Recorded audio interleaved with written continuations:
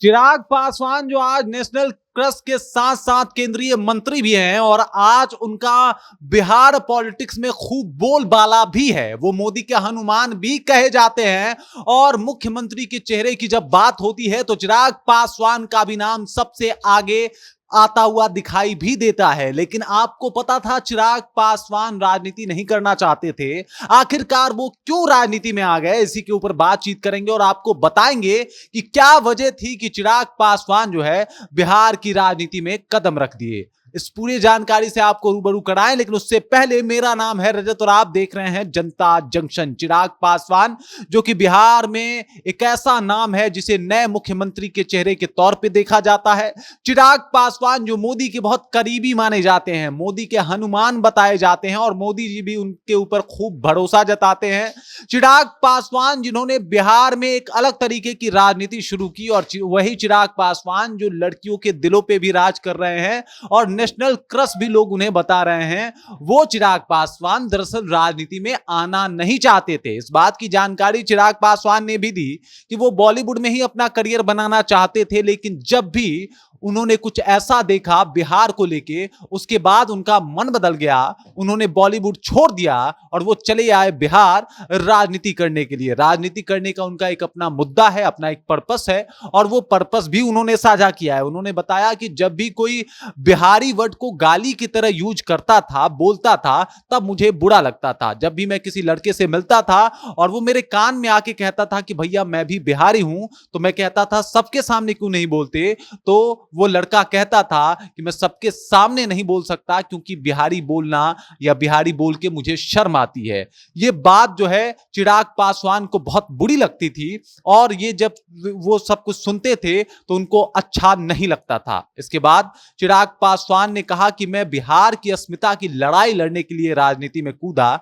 इसी वजह से मुझे राजनीति में जो है वो आना पड़ा ताकि बिहार की लड़ाई को मैं लड़ सकूं। और जो लोग बिहार को हे दृष्टि से देखते हैं, जो बिहारी खुद को बिहारी समझने में अपने आप को गलत महसूस करते हैं और उनको शर्म आती है, इसी शर्म और झिझक को तोड़ने के लिए मैं बिहार की राजनीति में कदम रखा। इसके अलावा वो बताते हैं कि जब भी मैं देखता था कि किसी और राज्य में बिहारी को पीटा जा रहा है, किसी और राज्य में बिहारियों के साथ दुर्व्यवहार किया जा रहा है, किसी और राज्य में बिहारियों को लेकर कई सारी बातें कही जा रही है और जब भी किसी को गाली भी देना है तो किसी को भी वो बिहारी कह के संबोधित कर रहे हैं, इस बात को सुन के मुझे बहुत बुरा लगता था, मुझे अच्छा नहीं लगता था और वो जो एक बेचैनी होती थी वो मुझे राजनीतिक तक लेके चली आई। इसी वजह से मैं राजनीति ज्वाइन किया और इसी वजह से मेरा एक मुहिम भी रहा जिसमें बिहार फर्स्ट बिहारी फर्स्ट, यानी पहले बिहार और पहले बिहारी, इस बात की चर्चा मैंने तेज की ताकि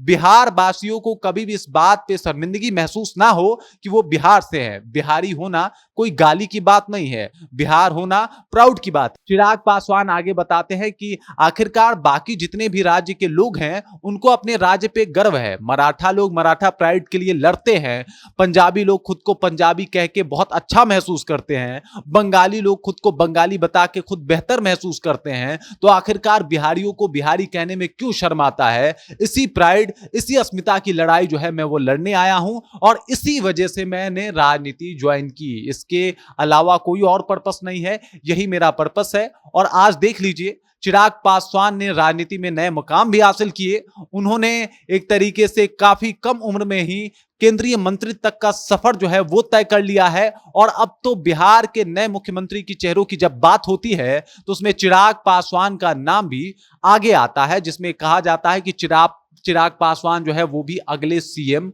हो सकते हैं बिहार के। अब इसी लड़ाई को लड़ने के लिए चिराग पासवान आए हैं। इसकी जानकारी उन्होंने अपने सोशल मीडिया पे एक क्लिप के जरिए दी है।